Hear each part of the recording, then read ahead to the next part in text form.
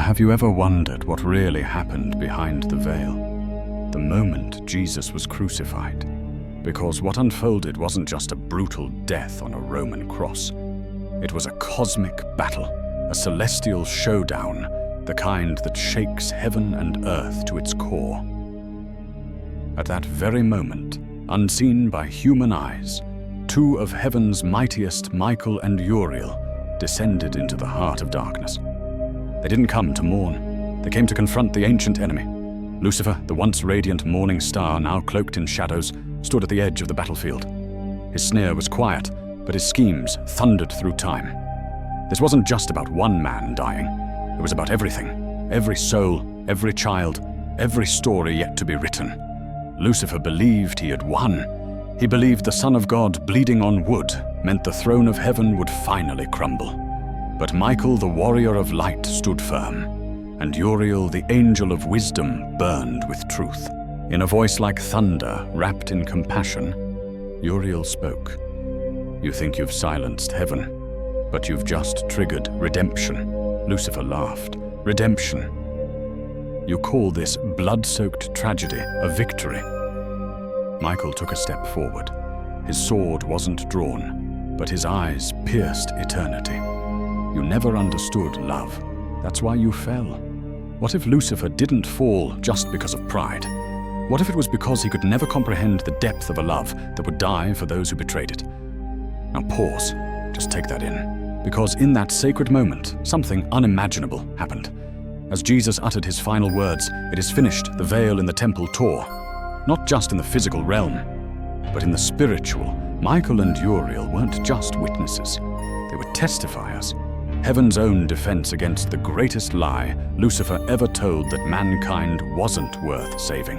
Uriel raised his hand, and before them played every scheme, every lie, every manipulation Lucifer had ever whispered into the ears of men, projected like echoes through time. Michael pointed to the cross. "This is your defeat. Not with fire, not with force, but with forgiveness." Lucifer's form trembled, because even he, the father of lies, could feel it, the power of sacrifice, the weight of mercy, the unstoppable force of a God who bleeds for his creation. And if you're watching this thinking, "That's just poetic," then ask yourself, why do you feel your chest tighten right now? This isn't fiction. It's the whisper of eternity calling out to your soul. Like, share and comment if this message speaks to something deep within you. And if you want to see more stories from heaven's unseen war, let me know below. Which moment should we uncover next? Lucifer staggered back. Not from a blade, not from a blow, but from the sheer force of divine love displayed on that cross. He wasn't prepared for it. For centuries he had woven narratives of wrath, vengeance, conditional worth. He had convinced nations that power came through dominance, that weakness was failure, and that forgiveness was for fools. But here, in front of him, the bloodied Son of God dismantled every lie in silence. No thunderbolt, no shouting, just love, choosing to suffer. Michael watched Lucifer closely, not with hatred, but with sorrow. "You were given beauty," he said quietly. "You were crowned with music, light, and wisdom. You stood near the throne, but you wanted to be the throne." Uriel stepped beside him, his presence burning with eternal clarity. "And now you stand before the ultimate throne, not made of gold, but of wood and nails," Lucifer snarled. "You call this a throne?" Uriel didn't blink. "This cross judges and saves. You wouldn't kneel before love, so you will tremble before mercy." There was silence, but it wasn't empty. It was sacred. Because in the unseen realm, as Jesus gave up his spirit, the foundations of hell shook. Chains shattered, captives stirred, prophecies ignited. Lucifer turned, his form flickering, unstable. He felt it, the unraveling of centuries of control. Humanity, once bound to fear and shame, now had a doorway, carved by sacrifice. The cross was not weakness. It was strategy. It was not defeat. It was declaration. And Lucifer knew the war had turned.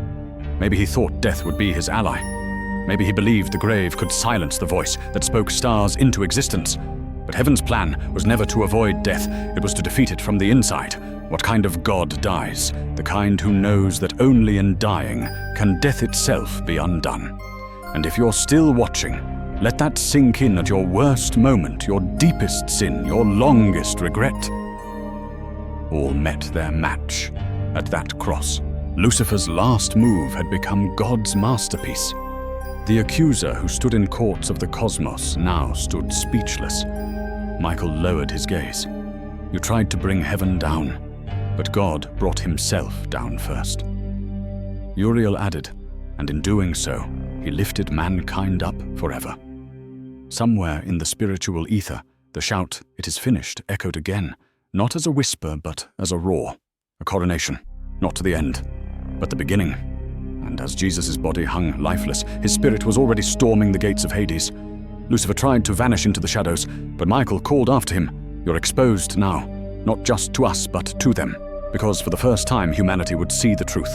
That evil doesn't win by force, it wins by lies. And lies lose power when light is revealed. What about you? What lie has held you? That you're too far gone, that your mistakes define you, that love can't reach you. Look again at the cross. Look again at the trembling of the enemy, and tell me, don't you feel something awakening? This isn't mythology, this isn't fantasy. This is the heartbeat of eternity breaking into time. If this speaks to your soul, let it echo further. Share this with someone who needs to know they are not lost. Drop a comment below. What truth do you need exposed next? And don't forget, subscribe, like, and ring the bell. Because together we're uncovering what religion couldn't tell you, but the Spirit always wanted you to know. Darkness trembled, not just because Jesus had died, but because he didn't stay dead. 3 days, 3 eternal days. And on the third, the grave, once thought to be Lucifer's ultimate prison, burst open. Light exploded where death reigned, stone rolled back, breath returned to lifeless lungs. Lucifer, watching from the shadows of the unseen world, staggered. He had calculated every possibility. He had whispered into the ears of Judas, stirred the crowds, influenced Pilate. And still, he had lost. Jesus stood not as a wounded martyr, but as a triumphant king. He didn't carry scars of shame. He wore them like medals. Proof. The hands that healed still bore holes. The feet that walked among sinners were pierced, but the eyes burned with eternity. Michael descended again now, not as a warrior on watch, but as a herald of victory. Uriel followed his light, intensified by resurrection. Lucifer shrank back, but there was no more veil to hide behind, no more thrones to claim, no more lies to tell. You've lost, Michael declared, but it wasn't a taunt. It was a funeral bell, not just for Lucifer's schemes, but for the idea that death was the final word. Uriel stepped forward. You thought darkness was the end, but in God's hands, it became a doorway. Lucifer was silent, because resurrection wasn't just about Jesus coming back. It was about him coming back with keys, the keys of death and hell, the keys that unlocked every shame-chained heart. And if you're listening to this right now, maybe it's not just a story anymore. Maybe it's an invitation. You see, Michael and Uriel weren't just exposing Lucifer to each other. They were exposing him to you, to the world, to the soul scrolling late at night, wondering if there's meaning beyond pain, wondering if there's light beyond regret, wondering if there's hope after betrayal. There is. Because the cross wasn't the end, the grave wasn't the end, resurrection wasn't the end. You are the continuation. Your life, your story, your breath, it matters. Jesus didn't just die for humanity. He rose for you. Lucifer's power was never in fire or wrath. It was in isolation. He wanted you alone, ashamed, unworthy, unloved. But Jesus, with arms stretched wide, shattered that illusion. Forever. Now the question isn't, will God forgive me? The question is, will you let him? Michael and Uriel returned to the heavens not to forget what happened, but to remember and to remind.